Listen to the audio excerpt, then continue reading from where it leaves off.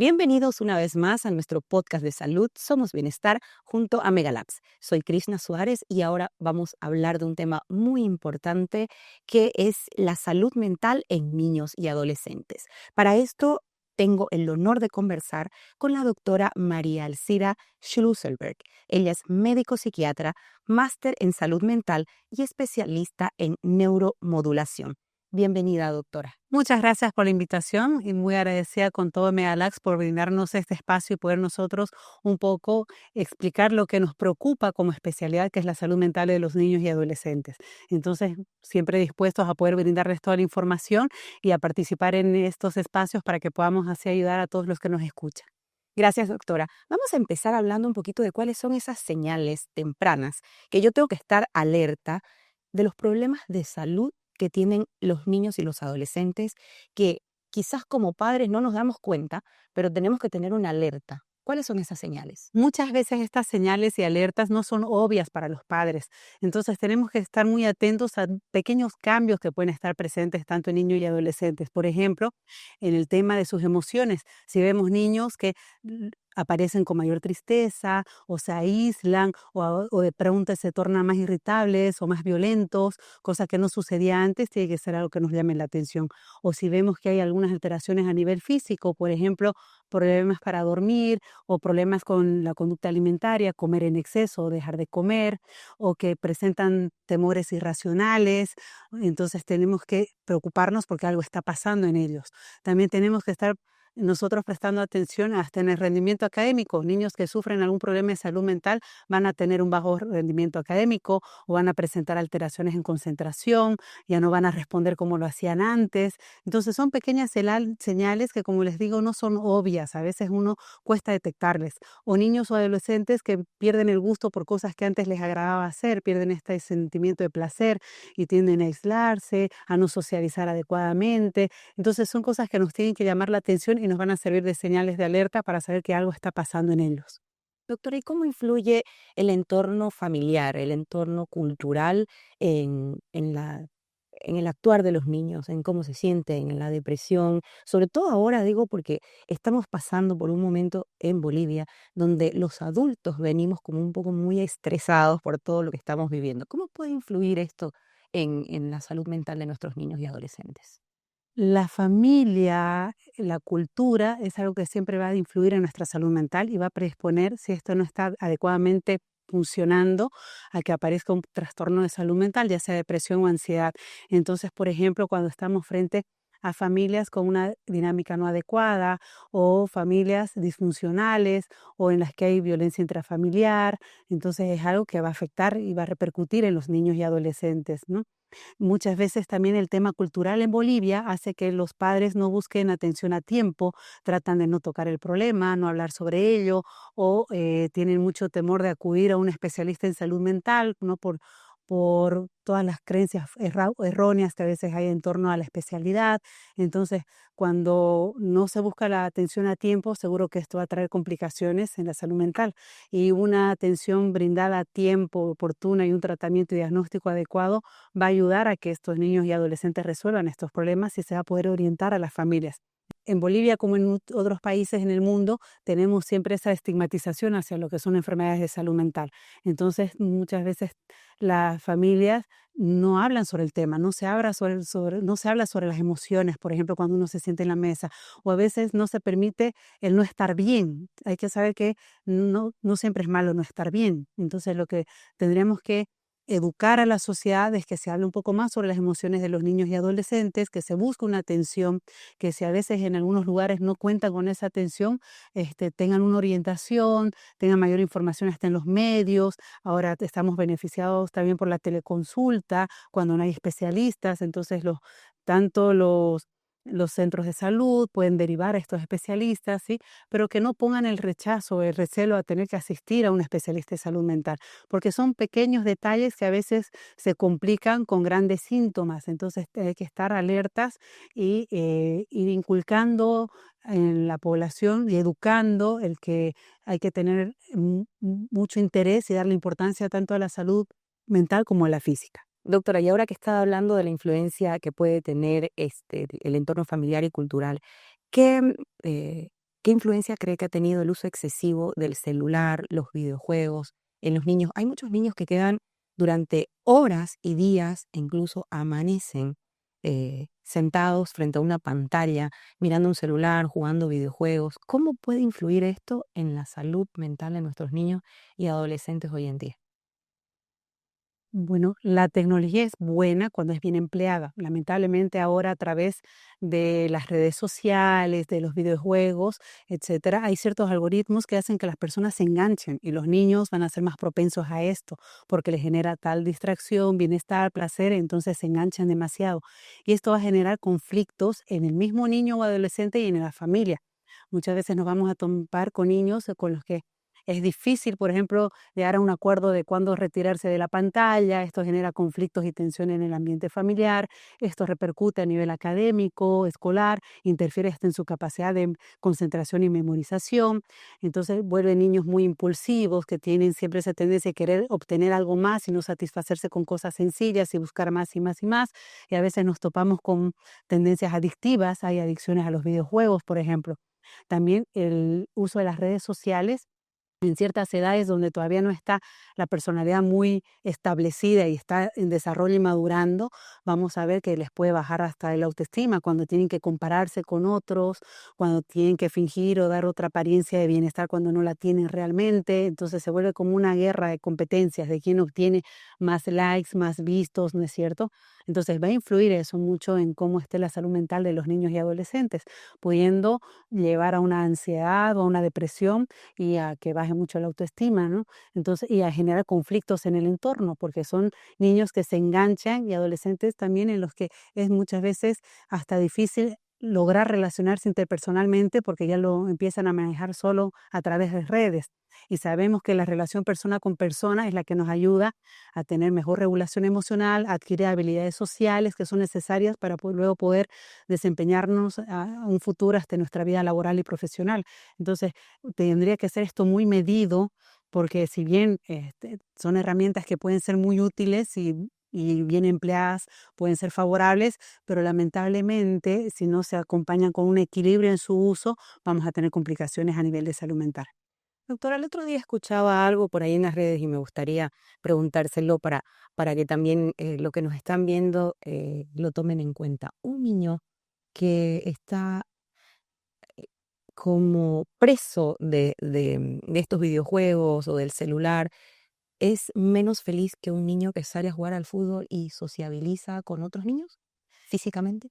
Es que, si bien puedes sentir cierto placer y bienestar y gusto cuando están interactuando y jugando a través de los videojuegos, pero el beneficio que trae de estar frente a frente y el poder leer a las otras personas, reconocer cuáles son las fisonomías, cuando está uno en disgusto y desacuerdo, son cosas que no se van a aprender a través de una computadora. Más que muchos de estos juegos en los que se conectan, ni siquiera se ve la cara de la persona con la que juega, simplemente se va directamente al juego. Y ahora, ¿qué pasa? Que genera cierto nivel de placer que hasta el cerebro, hasta el cerebro lo reconoce como tal, que hace que ese sistema y ese circuito de recompensa se altere. Son niños que están buscando siempre beneficiarse o satisfacerse rápidamente. Entonces pierden esa capacidad de tolerancia, de controlar la frustración, de poder mediar un poco antes de obtener algo y tener esa paciencia. Entonces aprenden a no perder adecuadamente, porque si pierden se retiran del juego y lo reinician, cosa que no pasa en la vida del día a día, claro. Entonces son experiencias que no se adquieren así.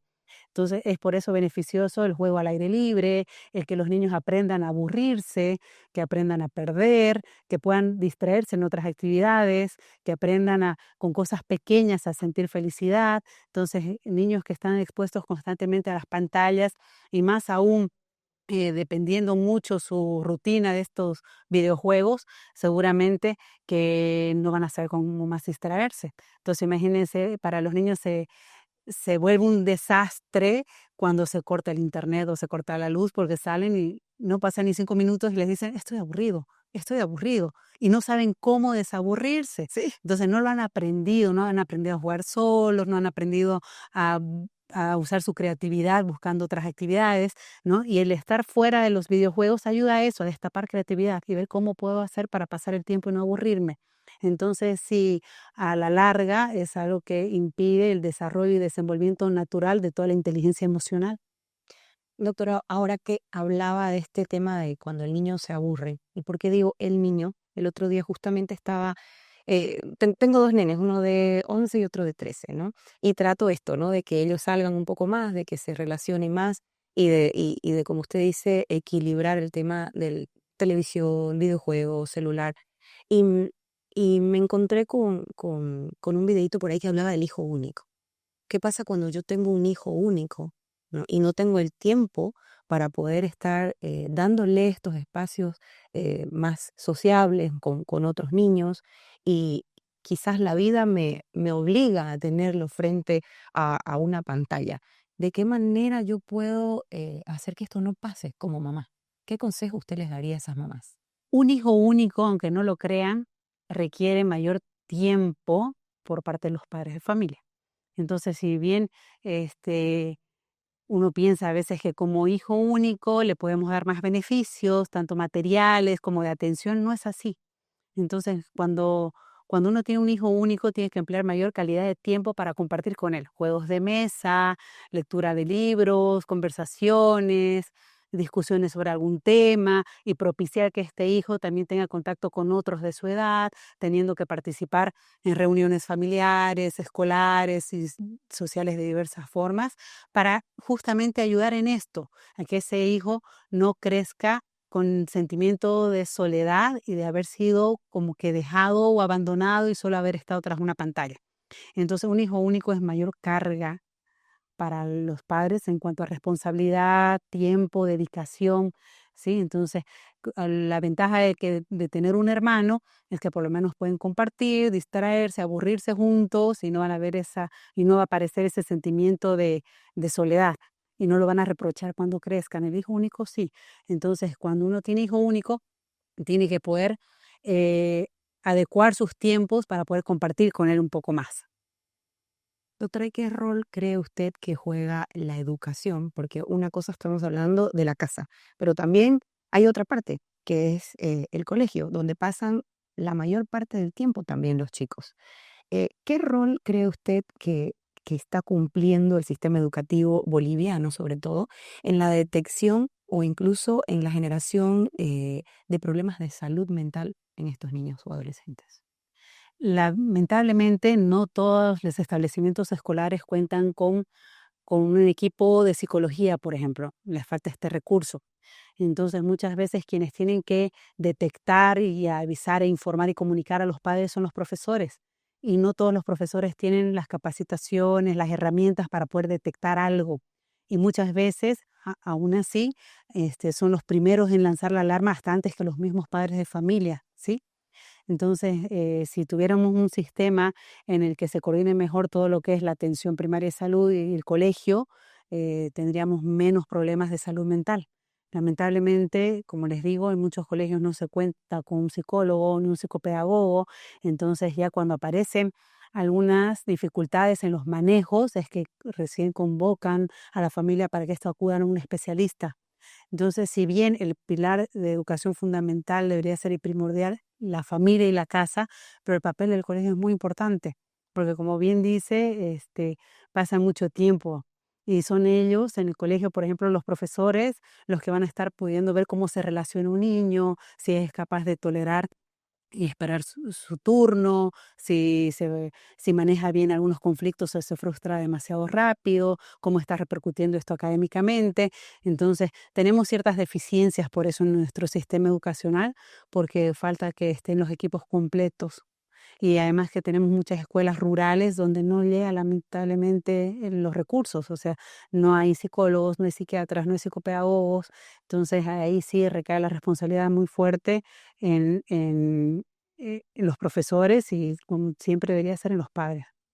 Doctora, y en este sentido que hablamos de la educación y el rol tan importante que ellos cumplen en la vida de todos nuestros hijos, yo le pregunto, ¿puede ser que un niño se comporte totalmente diferente en su colegio que en la casa? ¿Cómo podemos detectar eso?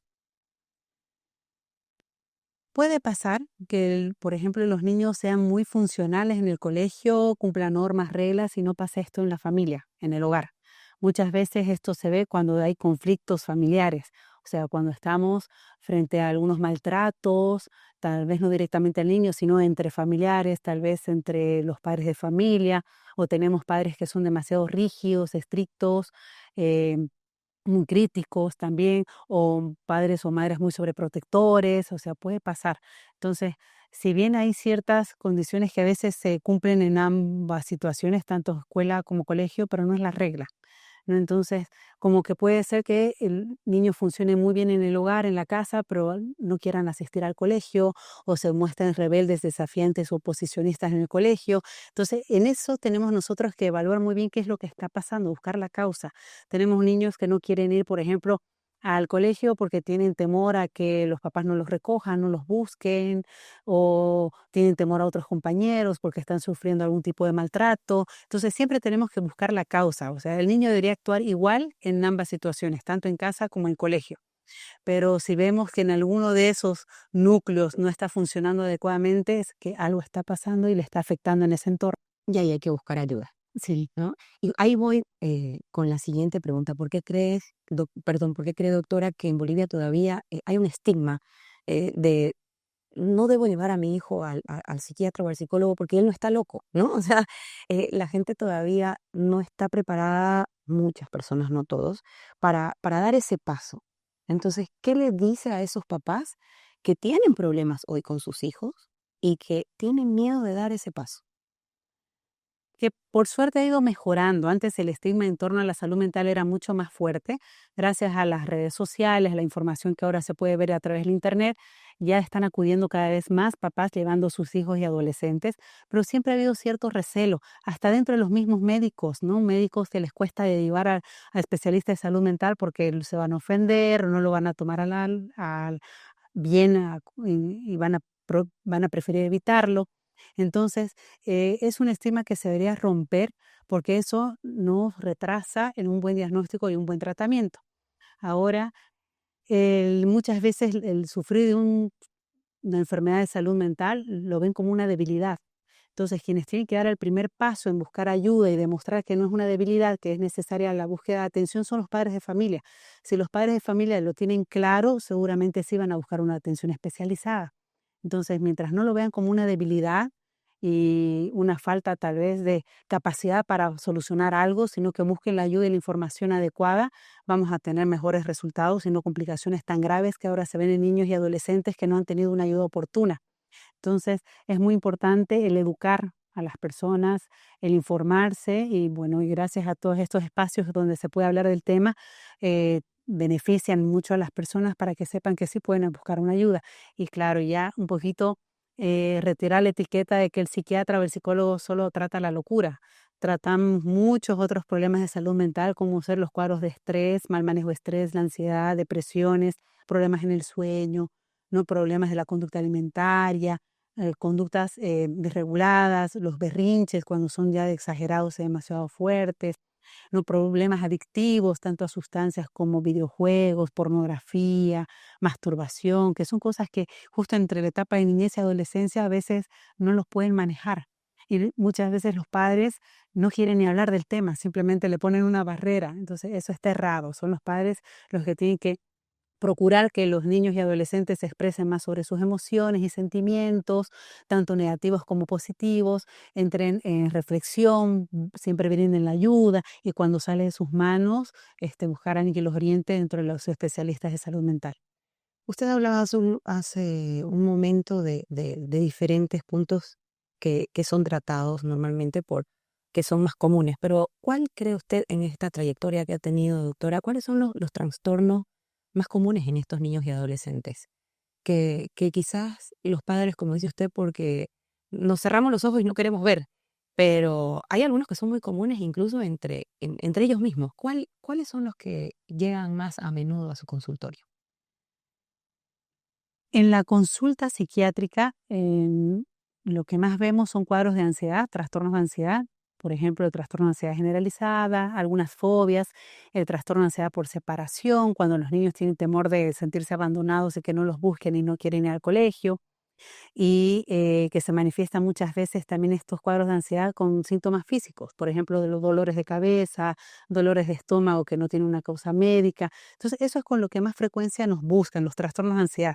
Los cuadros depresivos también, cuando ya esta tristeza dura más tiempo de lo normal y a veces no tiene algo que realmente lo justifique o que ya está repercutiendo en las actividades sociales, académicas del niño.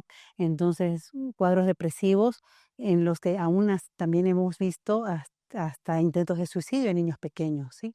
Cuando estos cuadros no son atendidos oportunamente, ya se complican. O sea, l- y cada vez estamos viendo niños de edades tempranas que están empezando a experimentar con sustancias, con algunas drogas, alcohol, marihuana, tabaco, solo para un poquito aliviar su malestar emocional.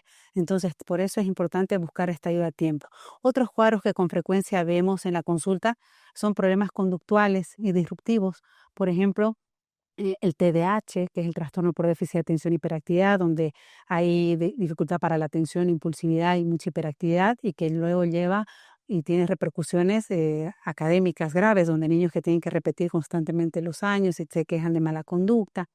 Eso es muy frecuente. Problemas de la conducta alimentaria también, bulimia y anorexia nerviosa, que cada vez las redes se llenan mucho más en las pantallas de algunos tips y foros pro bulimia, pro anorexia, y está haciendo que aparezcan cada vez en niños más pequeños. Antes era lo común encontrar estos trastornos alrededor de los 13 años de edad, ahora lo vemos desde los 10 años de edad, ¿no?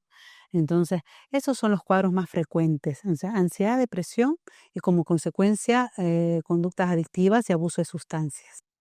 Doctora, y la mayoría de los niños son berrinchudos, sabemos todos, y tienen sus momentos alegres, sus momentos tristes, pero ¿cuándo un berrinche o una tristeza puede convertirse ya en una depresión o un mal comportamiento? ¿Cuándo yo me debo preocupar?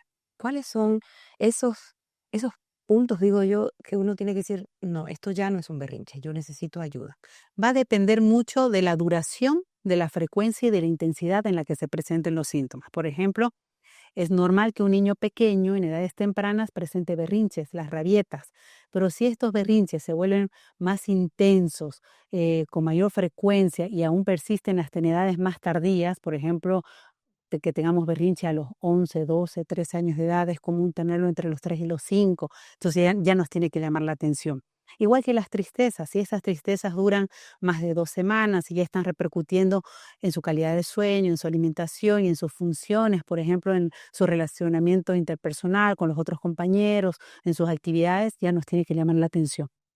Y al inicio de este podcast, doctora, usted hablaba de las zonas rurales, ¿no? Lamentablemente sabemos que em, en el rol del educador hoy en las zonas rurales no llega a un punto de poder ayudarlos de una manera psicológica. No existen psicólogos y psiquiatras en esos espacios.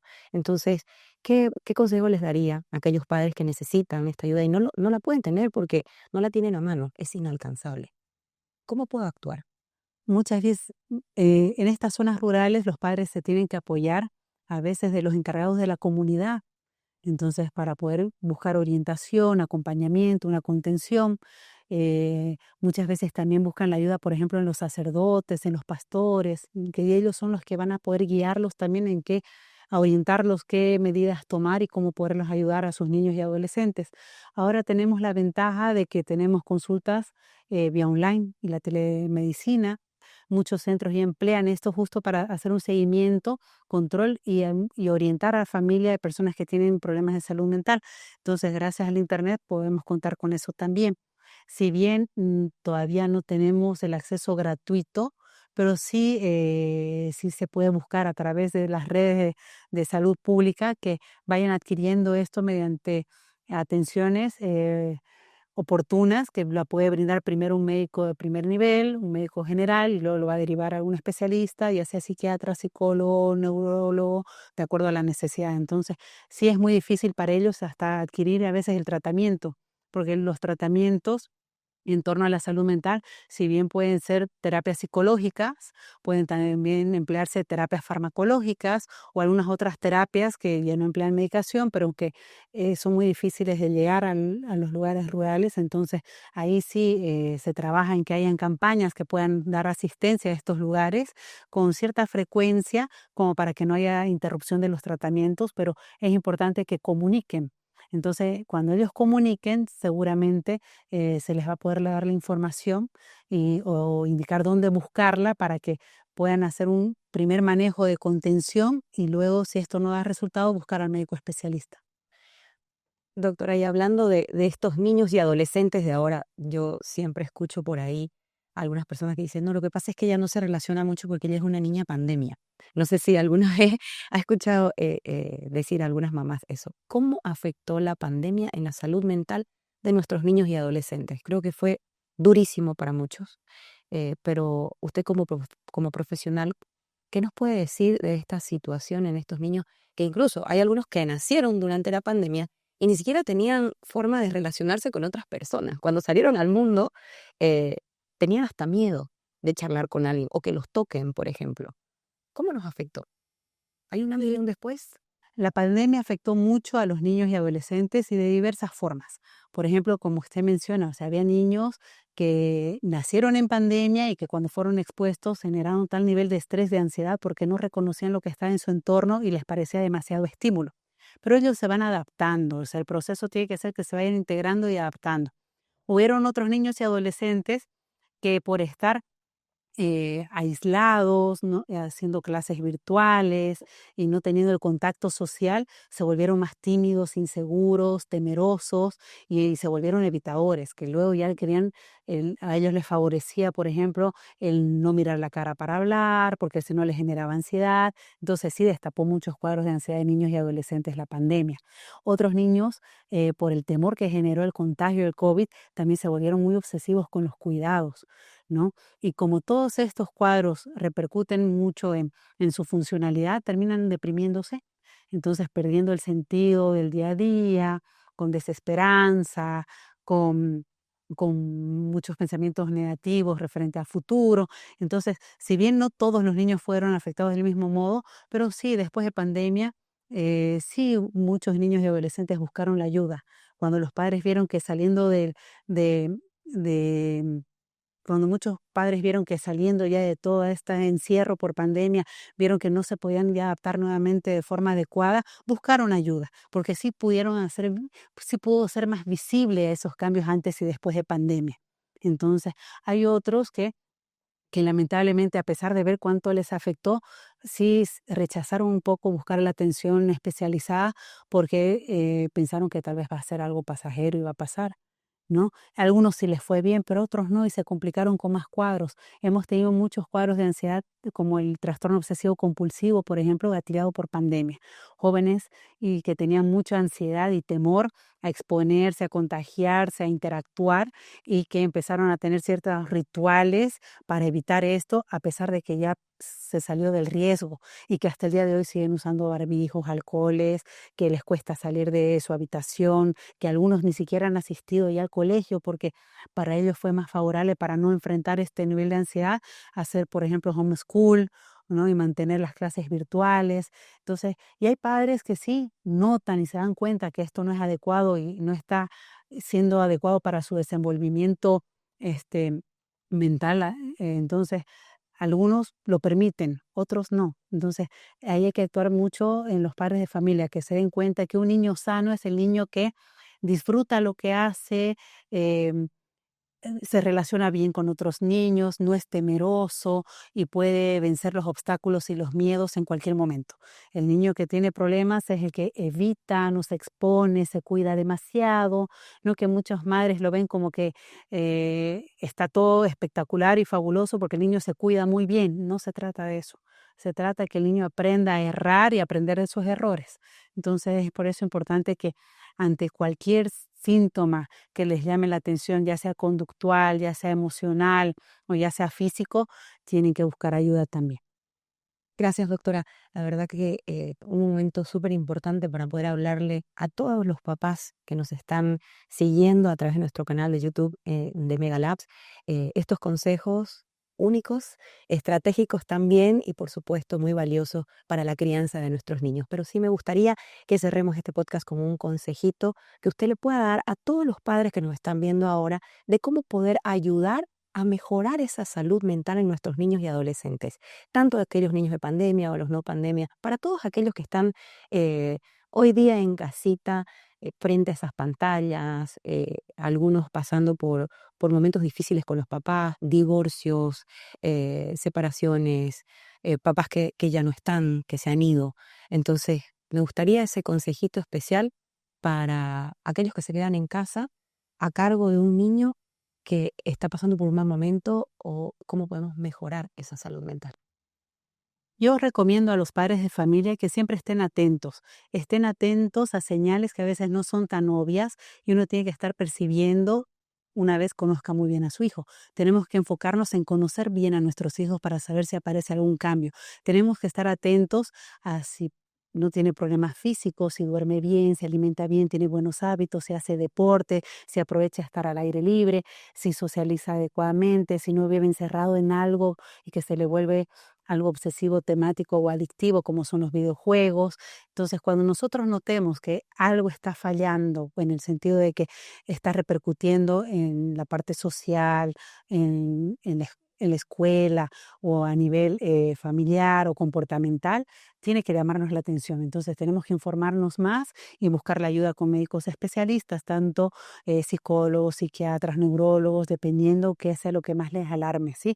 Un niño sano es el que duerme bien, se alimenta bien, congenia bien con otros, a pesar que algunas veces pueda tener dificultades, pero lo puede resolver y que comunique emociones. Entonces tenemos que propiciar que sean niños que comuniquen sus sentimientos, tanto alegrías como enfados, y nosotros enfocarnos mucho en cómo se esfuerza, no solo en los resultados favorables, sino en el esfuerzo, y propiciar que sean niños que se adecúan fácilmente a cualquier cambio y se adaptan y que no está esto afectando su día a día. Muchas gracias, doctora. Gracias por este espacio tan importante, gracias por su tiempo. La doctora Schlusselberg, ha sido un honor tenerla con nosotros en Mega Labs. Será hasta una próxima oportunidad. ¿Dónde la podemos encontrar, doctora? Para todos aquellos que nos están viendo y dicen, yo necesito a la doctora, me animé y quiero llevar a mi niño o a mi adolescente para hacer una consulta. Yo atiendo en la clínica Monte Sinaí, es una clínica neuropsiquiátrica, y en la clínica Foyanini también. Entonces pueden seguirme a través de las redes sociales, en Facebook, TikTok, Instagram. Ahí van a tener toda la información que necesiten y cualquier duda que tengan siempre vamos a estar respondiendo a sus comentarios. Entonces yo también muy agradecida por la invitación de Mega Labs y espero que esto se repita muy pronto. Así va a ser. Hasta pronto, doctora. Hasta pronto a todos. Esto fue Somos Bienestar, tu podcast de salud junto a Mega Labs. Gracias. Mega Labs. Somos bienestar.